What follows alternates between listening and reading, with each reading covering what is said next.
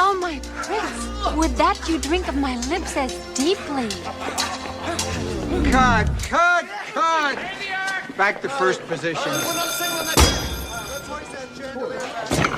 Oh, good Lord. Victor, how many times are we going to have to do this? Listen, sweetheart, acting is acting like you're not acting. So act, but don't act like you're acting. Get it? All right. Why don't we try that? Come get your tune up. It's time for your tune up. Your game needs a tune up. Come get your tune up. It's time for your tune up. Your game needs a tune up. Your game needs a tune up. Tune up, tune up, tune up, tune up, tune up, tune up.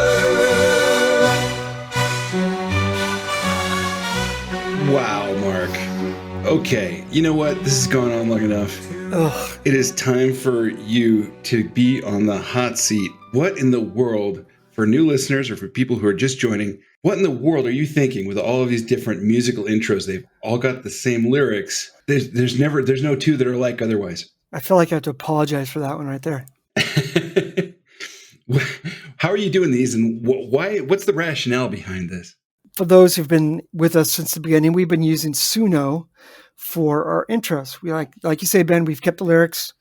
We just kind of bring in new genres and new sounds, hopefully to kind of fit whatever we're going to be talking about in the topic for the day, but also just to kind of have fun. That's what we're here for. We're here to have fun. You guys at home should know that I've stopped actually asking this question, but I used to ask Mark all the time. I'd be like, well, Mark, whenever you get tired of these, whenever you kind of run out of inspiration for different musical styles, we'll pick one of the ones we like and we'll just use that one for our consistent show music. But Mark, you are a bottomless well of musical stylings, it seems. Yeah, I do enjoy tinkering with these, obsessing over them, making them. Some of them are just so bad they're good. Some of them are just bad. I mean, we've hit Motown, show tunes, synthwave. Yeah. Mark, what are some of the other ones we've hit? What are some of your favorites that we've done? I mean, I always like the synthwave. It is probably one of my favorite ones that I think Suno does a really good job with. Yeah. There are some genres that are incredibly difficult to get. This Broadway musical. Oh, yeah. Oh, man, that thing took forever. That was this one, right? This was like the show tunes thing? And I mean, I don't even, truth be said, I'm not a big fan of Broadway musicals in sound. They're just a little too bombastic. But we're talking about hint, bad acting. Yeah. So I felt it was like kind of appropriate. But you know what? Real quick, you guys, I do every 10 episodes. I have been compiling those 10 episodes and I'm putting them up on YouTube. So if you get a chance and you like a certain track, jump on that. Every 10 episodes, we're going to have 10 more coming up here soon. Let us know which one's your favorite. Yeah, so it was like 1 to 10, and it was all of the Suno intros we did for those, and then 11 to 20 and so on. Yeah, and we're going to do it again coming up here soon because we're getting close. This is actually episode 30 right now, isn't it? I believe it is, yeah. We've hit episode 30. That's a great milestone. So unfortunately, that one's going to end with a Broadway musical. I mean, look, some people like show tunes. Where are we at today, Ben? What are we doing? Okay, look, here's what's going on. Today, we're going to talk about finding your character's voice. And that's going to be kind of a range of different things related to the way that we use our vocal instrument. Yes, voice acting. That's right. Thinking about voices and voice acting at the table. It's probably something we've all done. We were always kind of using voices and stuff. But I would argue that Critical Role gave us permission, or at least let us be forgiven for all of our bad voices. Yeah. And not that their voices were bad. They were fantastic on that show.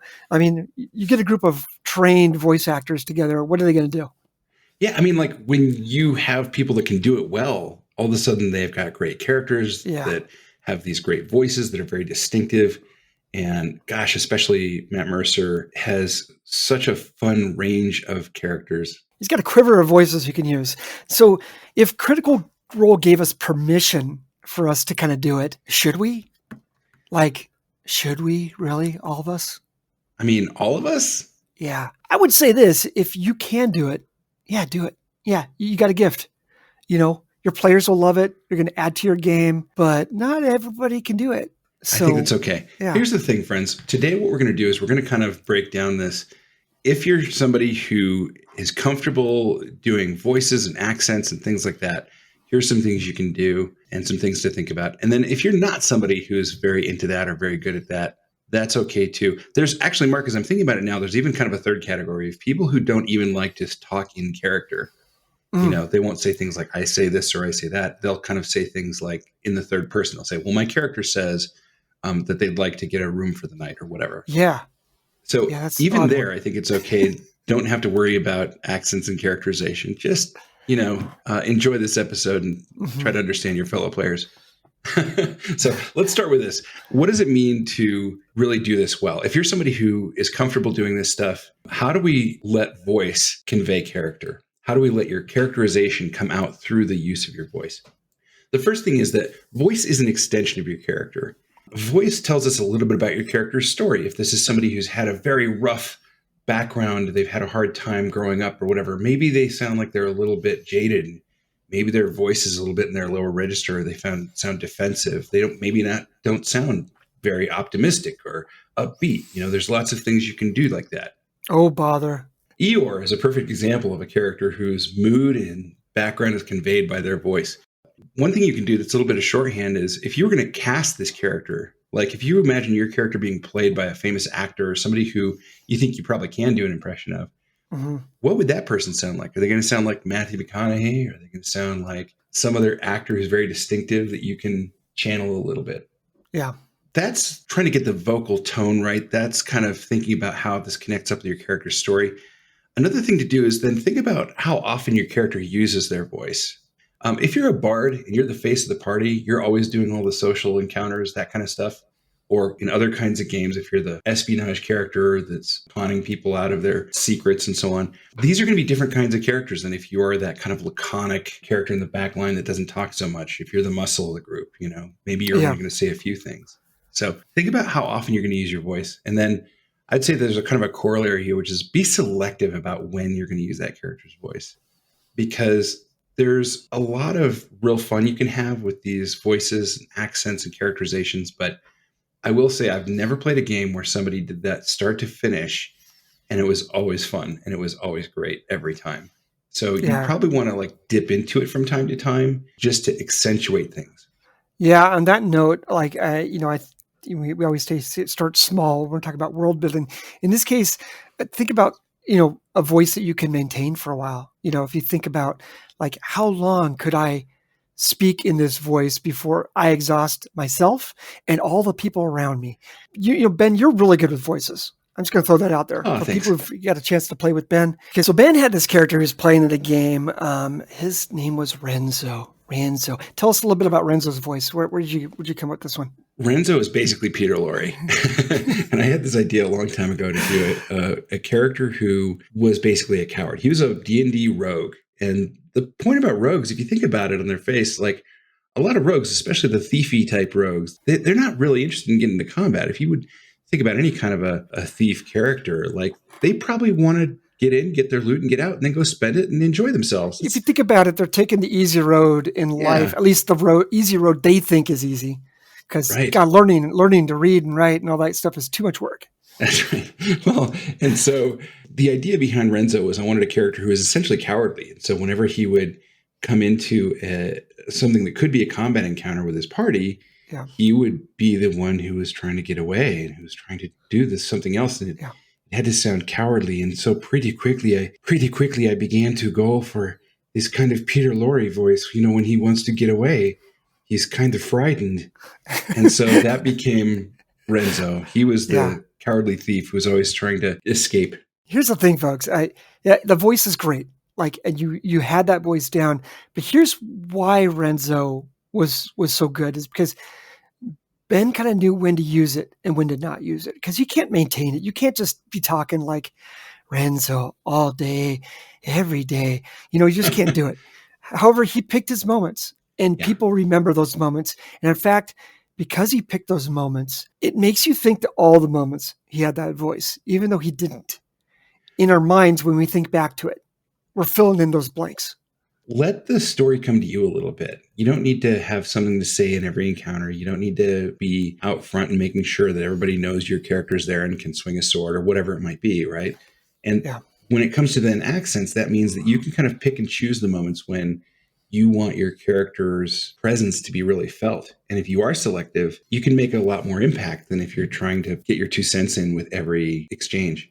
So folks, I'm not very good at the voices. Like maybe I was when I was younger, but like you were actually, I think you probably still are, but you say you're not. I say I'm not, but as I get older, my voice doesn't have the strength it used to, and I get kind of exhausted by doing some of these voices.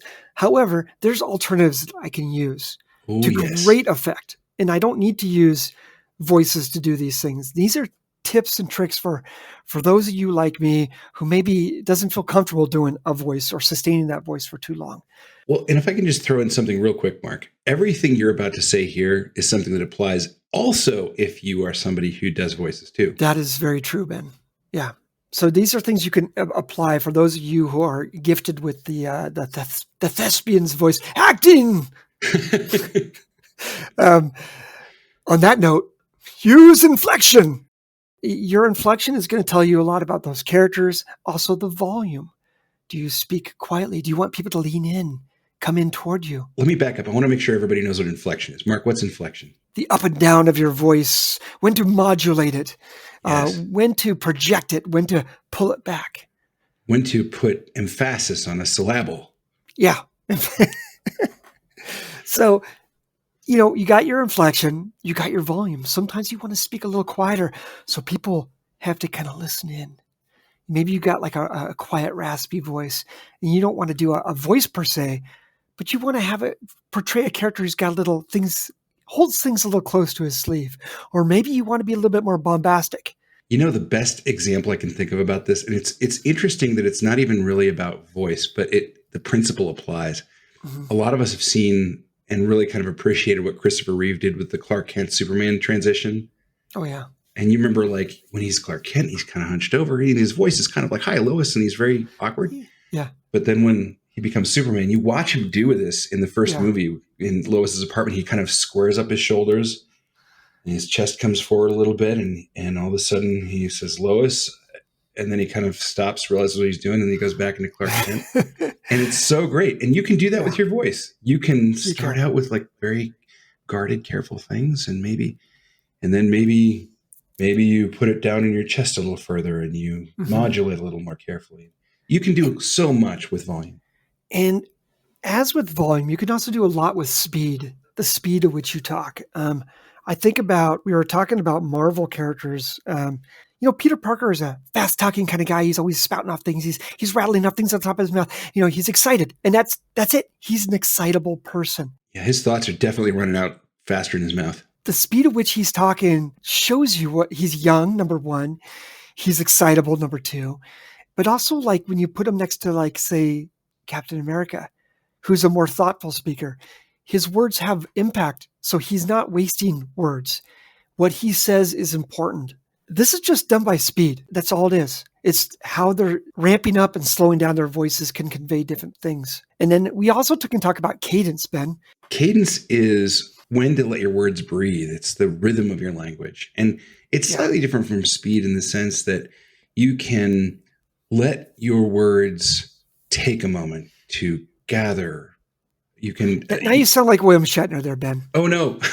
And he definitely had cadence and rhythm. He definitely had cadence. You might not think it's a great one, or you might, I don't know. But I think the example that we brought up when keeping with the Marvel cases was like Thanos, right? Thanos would say, "You could not deal with your failures, and that has led you back to me." It's a mixture of being thoughtful, but also cadence can also show you he's trying to convince you. Yeah. He's appealing to you with that cadence, and he's appealing to the audience. One of my favorite sayings about poetry, and I think this was either Dylan Thomas or Thomas Hardy said this. He said, "You prove it on your pulse." It's something that you feel. And I think cadence is like that. Cadence is something where you just want to let your villains or your NPCs find that way to make their own rhythms and their own sort of verbal music make their point for them. So what else do we have for people who maybe don't use voices per se? if you think about the main things that make for a great accent beside the phonology, a great impression, it's not just the inflection, it's not just the volume or the speed and the cadence. It's also using appropriate vocabulary that fits that character.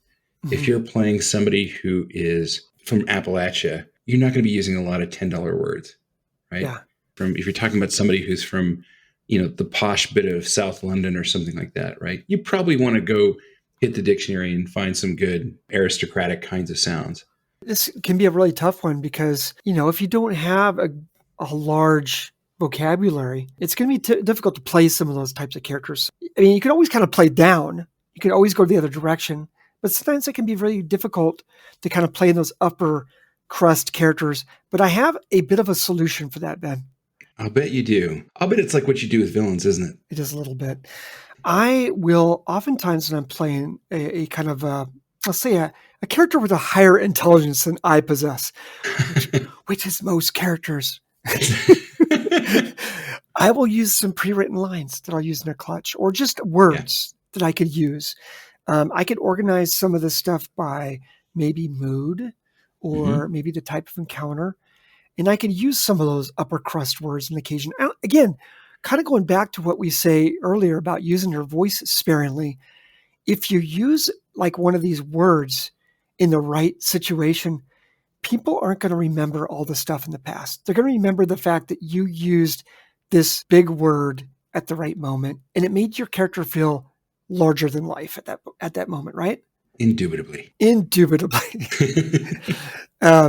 So let's talk about some of the things we got to watch out for. Let's talk about things to watch out for. Man, this stuff can go sideways quick, can't it? Yeah. Okay, so things to watch out for. The elephant in the room is obviously you can do some pretty offensive stuff if you use voices that you're, I'll just say kind of quote unquote, not entitled to. Why are you looking at me like that, Ben? Well, you have some stories. Look, I think we all have some stories here. Yeah, I'll get to one of these. I got one for you that's just, I cringe thinking about it now. Okay. When you think about these voices and things you're going to do, you could really unknowingly offend some people around the table. So be considerate. I want to give you a couple examples. One might be like a stutter. If you're playing a character with a stutter or something like that, and it could be all sorts of things. It could be any sorts of verbal tick or things of that nature. You might be doing this to kind of get a laugh here and there, but you may not know that a player across the table might have grown up overcoming a stutter.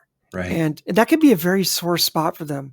So like some of these things you might think are funny, they just aren't that funny.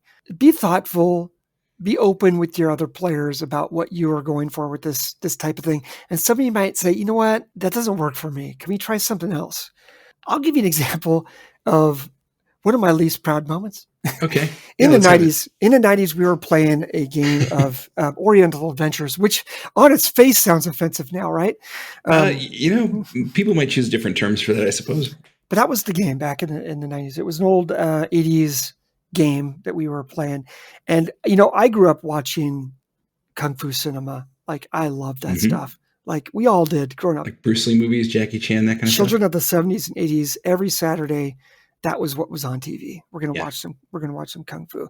And some samurai films. We were big into the samurai films. So my friend was running a samurai game. And we were all playing these samurais, and here we are playing. We're sounding like the American translation of the Japanese films. Sort of like the worst stereotypes. The worst. We're just like, we're going to, I'm not going to do the voices. But that's probably good. Yeah, let's not sin twice. They were not good, but we all sounded like Subutai from Conan the Barbarian. Played by the fantastic and inimitable Mako. We miss you. So we had these stunted voices. It was bad. And we're all sitting around the table. And I think it was Randy at one time said, you guys sound like a bunch of idiots. And we all stopped and we're like, wow, yeah, we kind of do. These things just don't fly these days. And they probably didn't fly back then, but we were too stupid to realize it. Yeah. Let's imagine that things done in innocence can be maybe innocent until they know better. And I think a lot, friends, has to do with your intentions. One of the things I want to say is that something that GMs are going to have to come to some kind of grips with as they play is, what do I do when I'm playing a character that doesn't have my ethnicity or my cultural background? Like if I'm in a game now and I'm kind of wanting to be careful and sensitive, but I do want to express that, hey, this is a character who's Black or Asian or something that I'm not. What are some of the things that you would do to carry out that expression, but also not be doing something that's a caricature or sort of bad cultural appropriation or things like that? What are some strategies you could think of? Yeah. Well, I don't know if I have strategies other than just to be thoughtful and know your audience and do what you feel is best for them and your game. I don't think we have a quick solution for you because everybody's got different toolboxes that they could use. And you just have to use your common sense and be thoughtful about it. One of the things I would do is don't overplay it. If you're concerned about it, if you don't feel like you've got the trust of the group, you don't know people well enough that they're going to trust your expression of that, then I would say do a lot of that kind of stuff in third person. This character says this or this character says that. Mm-hmm. Here's how they appear to be feeling. You can do that kind of stuff. It's pretty easy. The other thing I'd say is if you do feel confident enough to inhabit those characters a little bit, just try to be a little understated. Let it be gestures, not big, bold moves that really are clothed in cultural or ethnic identities that you don't have. This is also a good place if you're a person who likes to do voices, maybe put the voice on the back shelf. Yeah. and focus on, inflection, volume, speed. Those are ways you can express that character without having to maybe feel self-conscious, number one, about the voice, but also running the risk of offending somebody with some sort of bad acting. Totally agree. Let's talk also a little bit, this is kind of a little bit more fun area, and this happens a lot I've seen. It's quite comedic. It's when multiple people at the table are using accents. Ben, you've got some experiences. Tell us what happens. Oh my gosh. Yeah. The thing is when you hear an accent, you kind of start to fall into it. And one time I was playing a character that had kind of a Russian accent in a certain way. Mm-hmm. He was a wizard. His name was Gregor. And we were in some encounter and I'm doing some bit with Gregor. And then my friend, Wes, next to me is playing a dwarf and he's playing him with a Scottish accent. But the first thing that comes out of his mouth after Gregor said something was in that kind of same Russian accent. And I kind of looked at him and he looked at me and we both started laughing because my first sort of bit had taken him off his game a little bit. So I've seen this same thing, Ben. I played in a game where people were kind of like in a bit of Western and two of the characters were playing these kind of hillbillies. Uh-huh. And we were not all hillbillies, but my God, by the end of that game session, we were all hillbillies. Yeah. And we were laughing about it. Like it just gets infectious. You can't help yourself. But you kind of want to join in a certain way because it sounds like fun, So I think the big trick here is, friends, number one, try not to get too many people doing accents in the game. Just take it as read that everybody has that accent and you can all talk normally. Or just stay focused on what your character is doing. And maybe you don't need to all kind of be that distinctive. And these accents, good or bad, particularly bad, man, they can break a mood fast. Like they can break a mood really fast. Yeah, they can. And so be thoughtful about that, you guys, you players, I should say, when you're doing a voice, or even the GMs if you're running a voice and you're doing a bad job with it. You're going to break that mood. You don't want to give the players ammunition to laugh at you. Yeah. They're going to laugh at you. Every mistake you make, they're going to be laughing at you. Don't give them ammo. I'm going to actually share briefly just a quick story, how you can break a mood with that. We had a game that I was playing in, and I was playing this barbarian from the Northlands, and I thought, well, the thing he would probably sound like, right, if I'm kind of borrowing from this, Scandinavian kind of motif, is he'd probably sound, he's from Sweden or something. And then I was like, well, what does that sound like? Now, later, I got wiser about this and I started thinking Max von Sydow. But at the time, all I could think of was the Swedish Chef. So, which is oh so close to Max von Sydow. Yeah, really nothing like even that. So, there was a couple times when I tried a Swedish Chef kind of accent, and I'm not even going to try it now. But the point is, oh please don't talk about breaking the mood. Any kind of tension in the game just exited as soon as it sounded like we were in a Muppet show. When you think you're Max, there's got to be a meme out there. When you think you're Max von Sydow, but you sound like the Swedish Chef. So yeah, it can break a mood, and also that would get old quickly. Hearing the Swedish Chef voice all the time, less is more. Like we said earlier, it doesn't always have to be a voice, but using it less at the right times can be good. And again, it doesn't have to be a voice. It could be. Maybe your group is okay with a character who stutters in the right place. Again, don't do it all the time. Just do it in the right spot. Or I think about a whistle. Was it Job from Arrested Development when he broke his tooth? Yeah. He hit that little whistle. It was hilarious. Yeah. It would get old after a while. So less is more. Bottom line, folks, have a good time. Have fun. That's what we're here for. And that's what a Critical Role is trying to express when they're doing these voices, is how much fun they're having. And voices is just another way to increase your level of fun in the game.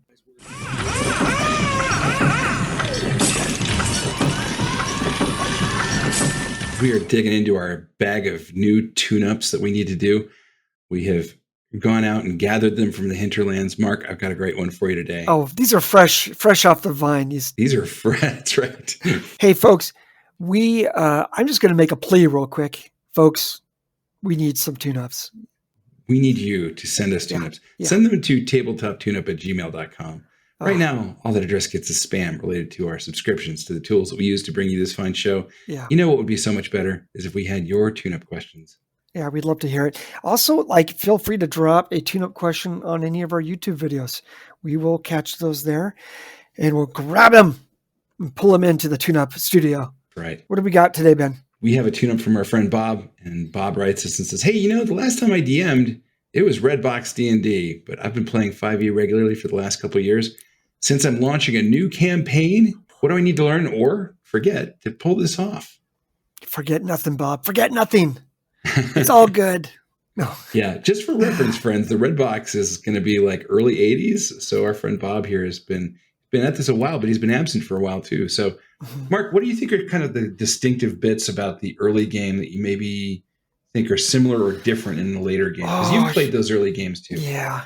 There's so much fun stuff in those early games. I would say one of the things that I think people have brought back a little bit with 5th edition, as opposed to maybe a couple other versions before it, is the idea of crafting, making new things, and bringing them into your game. Don't be afraid of homebrewing stuff, making your own items, spells, whatever, to bring your game and your world, whatever your story, to bring it alive. And that's kind of the spirit of some of the early D&D, the Red Box, 1st and 2nd edition. Crafting, that is to say, having characters or crafting things in game, but also then homebrewing your own rules kind of at the level of the players and the GM. Yeah, the idea of building stuff that didn't exist, that's outside of the box, outside of the book. The Red Box was interesting because a lot of the adventures were found outside the box. What they gave you there in that original book was a core book of instructions of how to run a game. And your imagination was really should be been in a fertile place to kind of create stuff.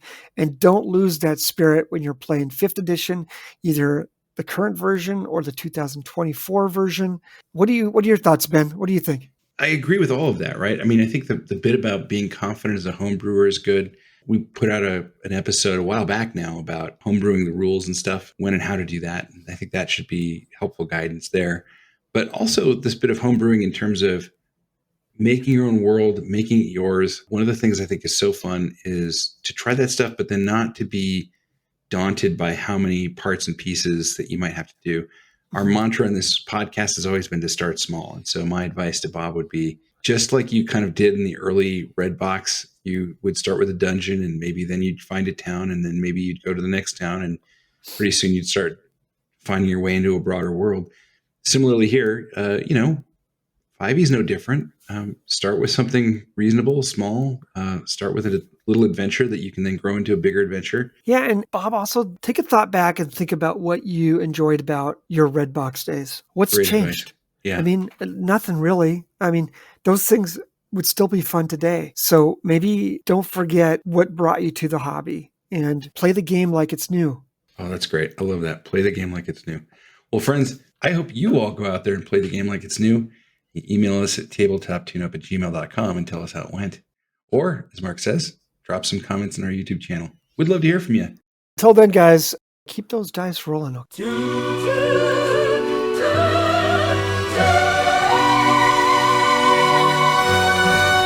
Tune up, level up your fun. Tune up, your quest has now begun. Tune up, we'll show you how it's done. Tune up, tune up, tune up, tune up. Tune up, level up your fun. Tune up, your quest has now begun. Tune up, we'll show you how it's done. Tune up, tune up, tune up, tune up, tune up. Tune up, level up your fun. Tune up, your quest has now begun. Tune up, we'll show you how it's done. Tune up, tune up, tune up, tune up, tune up. Come get your tune up, it's time for your tune up. Your game needs a tune up. Come get your tune up, it's time for your tune up. Your game needs a tune up. Your game needs a tune up. Tune up, tune up, tune up, tune up, tune up, tune up.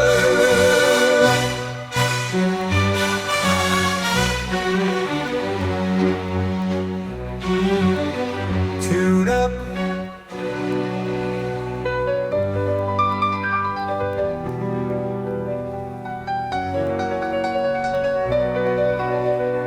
Tune up.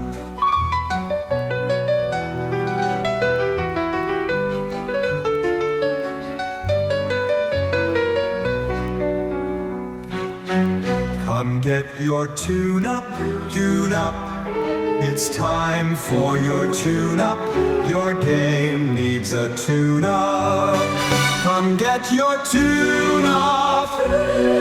It's time for your tune up. Your game needs a tune up. Your game needs a tune up. Tune up, tune up, tune up, tune up, tune up, tune up.